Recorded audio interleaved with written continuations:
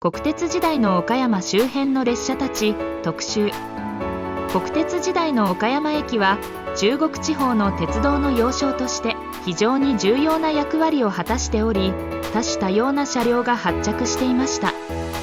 その主な車両として80系や115系、153系など多くの車両たちが行き来していました。